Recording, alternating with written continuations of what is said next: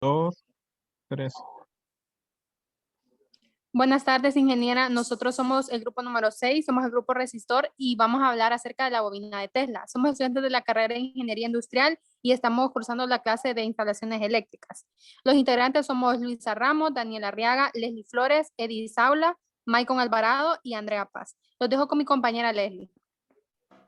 Buenas tardes, mi nombre es Leslie Saray Flores Pacheco y yo les voy a hablar un poco sobre la historia de la bobina de Tesla. Esta fue desarrollada en 1891 por Nikola Tesla. La bobina de Tesla fue creada para hacer experimentos relacionados con la creación de descargas eléctricas de alto voltaje. El dispositivo consiste en una fuente de alimentación, un capacitor o condensador eléctrico y un transformador de bobina para que los picos de voltaje alternen entre los dos y un juego de electrodos para que la chispa salte entre ellos a través del aire, usado en aplicaciones que van desde un acelerador de partículas hasta los televisores y los juguetes. Mi compañero Daniel va a continuar. Dándole continuidad a lo que es la bobina Tesla, nos dice que es un transformador resonante que produce altas tensiones de elevada frecuencia, llamado así en honor a su inventor, Nicolás Tesla. Este es un ingeniero serbio estadounidense quien en 1891 desarrolló un generador de alta frecuencia y alta tensión con el cual proyectaba transmitir la energía eléctrica sin necesidad de conductores. El concepto de la bobina Tesla se basa en hacer que una corriente alterna pase por una bobina acompañado de un voltaje extremadamente alto y una frecuencia específica para poder transmitir la energía a distancias mayores. Para poder lograr este objetivo, principalmente tenemos dos conceptos que debemos entender. El primero es la elevación del voltaje mediante un transformador, los cuales en términos simples están conformados por dos bobinas, un bobinado primario, el cual está conectado a una fuente de corriente y genera un flujo magnético, y un bobinado secundario que vuelve a convertir ese flujo magnético en una corriente. Y las bobinas de Tesla están compuestas por una serie de circuitos eléctricos resonantes acoplados. ¿Qué son un circuito resonante? Este se compone de un inductor y un capacitor, los cuales son capaces de almacenar energía, aunque lo que hacen de una manera diferente, el capacitor con un campo eléctrico y el inductor con un campo magnético. El efecto que nos da de conectar estos dos componentes en un circuito cerrado es que en teoría podríamos mantener una corriente eléctrica fluyendo de manera cíclica indefinidamente. Supongamos que en el capacitor está cargado. Al encontrarse en un circuito cerrado, este comenzará a descargarse.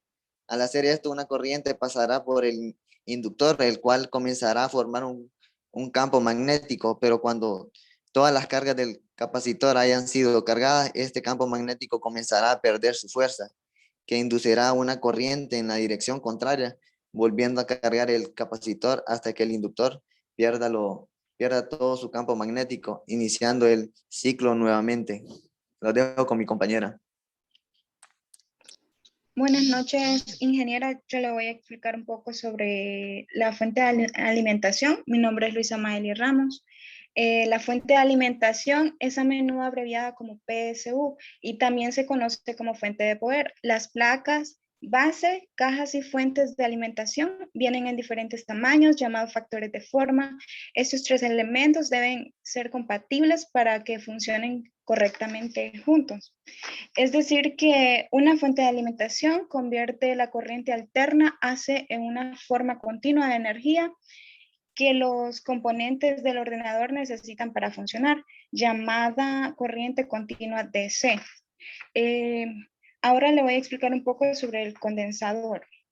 Un condensador, también conocido como capacitor, es un componente eléctrico utilizado en los circuitos eléctricos y electrónicos que tiene la capacidad de almacenar energía eléctrica mediante un campo eléctrico. Es decir, que el condensador está formado por dos placas metálicas separadas por un elemento dieléctrico. Cuando el condensador se conecta a esa fuente externa de voltaje, circula la corriente eléctrica por él y unas placas de carga positivamente y otra negativa. Gracias. Los dejo con mi compañero Eddie.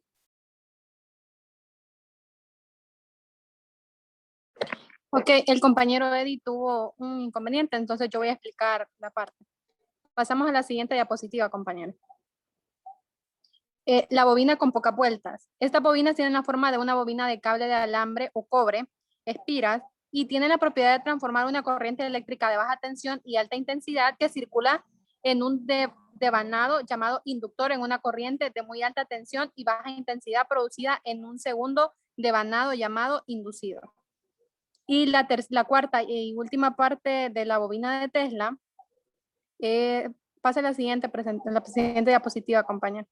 Es el arco de chispa. Se basa en la obtención de chispas entre dos electrodos, lo que produce un plasma de vapor en el cátodo de una temperatura mayor a 10.000 grados Kelvin. Esta técnica permite la determinación rápida y simultánea de muchos elementos químicos de aleaciones, incluyendo elementos ligeros como el carbono, el sodio, entre otros, lo que es complementaria con la espectrometría, de fluorescencia de rayos X para el análisis metalúrgicos. Pasamos al inciso de cómo funciona la bobina de Tesla. Ok.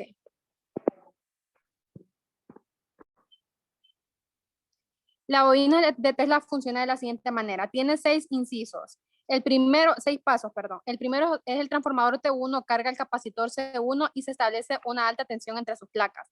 Número 2, el voltaje es tan elevado que es capaz de romper la resistencia del aire y hace saltar una chispa entre las terminales del explosor X. El tercer paso, la chispa descargada al capacitor C1 a través de la bobina primaria L1 con pocas espiras establece una corriente oscilante. Enseguida el capacitor C1 se carga nuevamente y repite el proceso.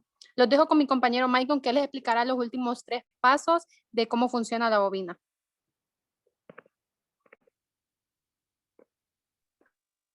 Ok. El paso número 4 del funcionamiento de la bobina de Tesla es que de todos los pasos dichos anteriormente por la compañera Andrea, resulta un circuito oscilatorio que tiene un radio de frecuencia al que comúnmente se le suele llamar como circuito primario. La energía que produce este circuito primario se induce a una bobina secundaria que hace que gire con mayor frecuencia. El paso número 5 es que el circuito se forma con la inductancia de la bobina 2, las que les mencioné anteriormente. Recordemos que inductancia es la posición al cambio de corriente que tienen las bobinas o inductores, como se les pueda llamar.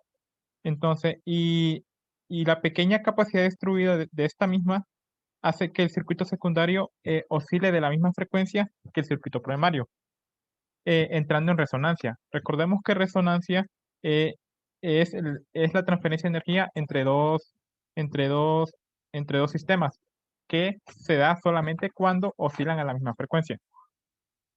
Y el paso número 6 es que finalmente el circuito secundario produce ondas electromagnéticas de muy alta frecuencia y muy elevadas, que estas se propagan a través de todo el sistema y, mediante el cual ionizan las moléculas de aire y hacen que convierten